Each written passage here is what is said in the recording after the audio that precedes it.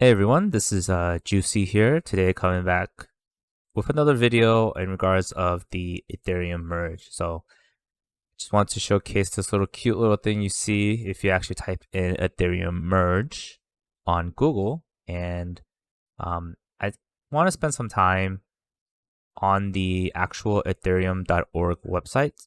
They do go over information about the merge, and I feel like this information should be the source of truth. I'm sure you guys have watched other people's videos, or gone on people's other social media accounts, and they you know provide their predictions.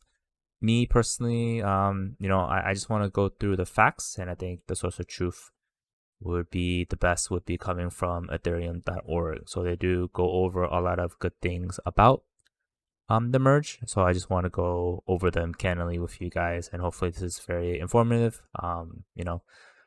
Because I feel like a lot of people are selling rumors and news, and not really giving you guys the facts. So yeah, so I'm just gonna go over things little by one. So some of the stuff is not really that important, and I may just gloss over. So these are the misconceptions about the merge. So people think that you need 32 Ethereum, which is not entirely true.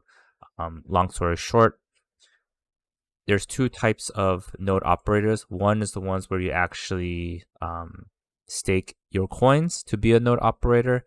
The other one, and let me actually dial back a little bit. And if you stake your coins and you become a node validator, then you have the opportunity to add proposals to the new blockchain within the Ethereum, right? But if you don't stake, you don't get any rewards because you don't provide the proposals. So you don't necessarily need 32 Ethereum. You can still be a node operator, but you cannot propose the new blocks within the blockchain of Ethereum if you don't stake. So that's one misconception that they want to do.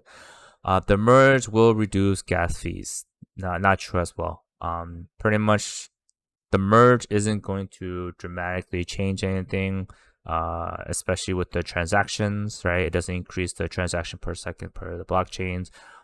Therefore, there's no way it would actually reduce the gas fees. The only way to reduce gas fees is to reduce the transactions per blockchains, or increase the capacity, and none of that's being done.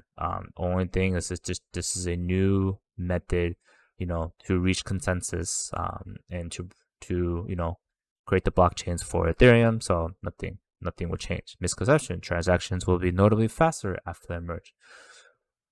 Same thing with the network. Nothing's really changing or improving or being upgraded. It's just the methodology of how things are being performed.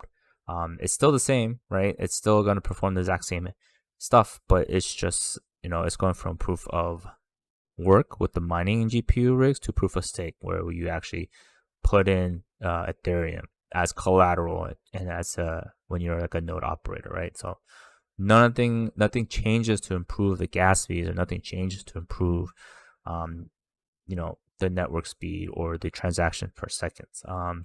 You can withdraw stake Ethereum once the merge occurs. So this is false. This is something that they're aware of, and this is gonna be available in the Shanghai upgrade. So this is after the merge. There's actually two other upgrades. One is the Shanghai one, and the other one is the sharding upgrade. So this is kind of to help prevent people withdrawing all their Ethereum after the merge, because that can definitely tank or drop the value and the trading volumes for Ethereum. So they're putting a layer of protection. And even when they have the Shanghai upgrade, it's not as if everyone's gonna do it. It's gonna be controlled and methodically considered. So when people request to withdraw, or I guess let's say take down their node operator and remove the stake, it's gonna be it's gonna take time, it's gonna take approval, and then once it does get approved. It's not like an immediate type of thing, so you can't just yank out your Ethereum. So it's definitely going to be methodically controlled. So yeah. Misconceptions: validators will not receive any liquid Ethereum till the Shanghai upgrade. This is not true. I mean, I've been receiving Ethereum right now as a Rocket Pool node validator, and I'm pretty sure once proof of stake happens, I will get more additional. There's things right now we're preparing. Yeah, see like the NEV. So this is not true as well.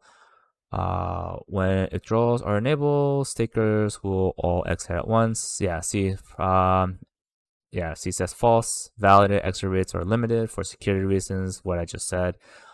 Staking APR is expected to triple after the merge. Saying false. It will increase 50%, but not 200%.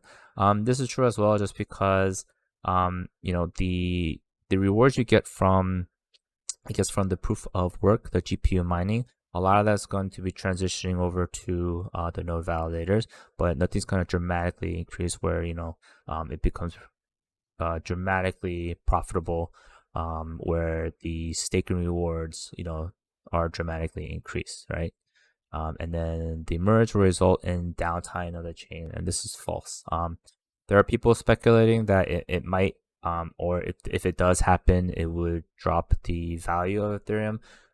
Very, very possible, but very unlikely. And the reason why I don't think so is just because the amount of testing that they have been performing. Like pretty much what's going to happen, right? Is going from proof of work, and this is what the top part is currently what is happening. The beacon chain is pretty much going to, once a certain block happens, it'll go from proof of stake, and then it's here. So we're pretty much we're almost at this here where I guess what the panda is, and then there's gonna be the Shanghai update, and then the sharding. I think I have another tab open, talking about it. Here we go. Right. So this is currently what has happened so far. So there's been multiple testnets of Ethereum 2.0 or proof of stake. And this is pretty much the current proof of work that's happening. The Bellatrix recently happened, and it got the green lit, and everything runs successfully. There was images of saying that it's ready for merge, right? The difficulty bombs are going to be increasing. Now, you can technically still be GPU mining on the Ethereum proof of work node, but it's just the difficulty bomb is just going to be absurd, right? It's going to be so absurd that it is not worth it, because you won't really get hardly any value from doing it. And then eventually what's going to happen is they're just going to completely make it so hard and difficult, and they're trying to just push away those stuff. So FYI, right? Hope you guys understand that. So this is a picture of the Bellatrix, right? So you can clearly tell that they're testing it in the testnet, and you can say that it's stating that it's ready for the merge. Now, I do want to go over some things. So what you see here, right, is something that I've been following and using a lot. That I'm very bullish on for GMX. But look at how many people currently so far, that have long positions and short positions for Ethereum, right? So this is on the Arbitrum, which is a layer 2. You can clearly see that there's $66 million for longs and $21. So this is just a way to showcase how people are feeling towards the market as the merge approaches, right? Another one here, you can see, so this is data mesh. And with data mesh, you can see here within 30 days, this is a 30-day outlook. You can see how many longs and US interest rates. So you can clearly see that there's actually a lot of trading going on when it comes to the longs and shorts. But look at the percentages of longs and shorts, right? And then the hedge and unhedged shorts. So you can see that the long percentages have been, majority. It's like high, mid 80s, right? And only like mid 10s, 14s, 15s for shorts. So you can clearly tell that majority of the people's opinions of Ethereum for the merge is more positive, and they believe that it will increase. Now, that being said, that doesn't mean that people are confident. It just means that they firmly believe that once the merge happens, that the value of Ethereum will go up. After that, we really don't know what's going to happen. And there's all these speculations, especially with the new Ethereum proof of work coin that will be available, which is pretty much just a hard fork of Ethereum, and it will allow GPU miners to continue to mine Ethereum proof of work as a separate coin. But there's one thing I do want to mention. There's these things people talking about, oh, like with the Ethereum proof of work, you will get, I guess, an airdrop, or potentially you can able claim these Ethereum or ETHPOW coins. I think this is something you should really consider. So the Ethereum Merge switched from proof of stake, from proof of work, is a few weeks out for most folks in the Ethereum community. This is maybe the most meaningful event in the past 5 years, which is very true, because this is something that when I hey, sorry, I'm back. That was my fiance, so kind of had to end it there. But yeah, going back to this, pretty much the Ethereum proof of stake is a very meaningful event. When I first learned about Ethereum several years ago, that was like the biggest thing. Wasn't sure when it was going to happen, but he points out, this gentleman, Robert Lesner, something very important.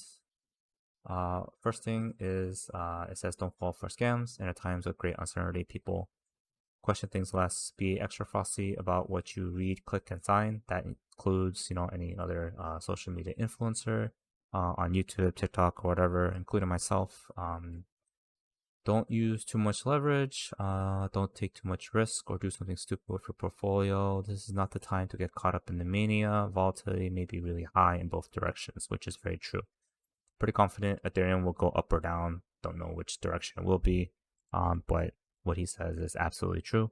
Pretty sure if you look at the charts right now for Ethereum, it is going up, just because it seems like there's more sentiment value, that people are confident that the value of Ethereum will increase during the merge. But that doesn't mean that something dramatically negative might happen after the merge, and it might go down, especially with potentially like the Ethereum proof of work token. Another thing here, if Ethereum forks such as proof of work chain splitting off, the state of Ethereum won't transfer with it. So there's a lot of news and speculations, a lot of exchanges, DEX. They are preparing to have both or only support one.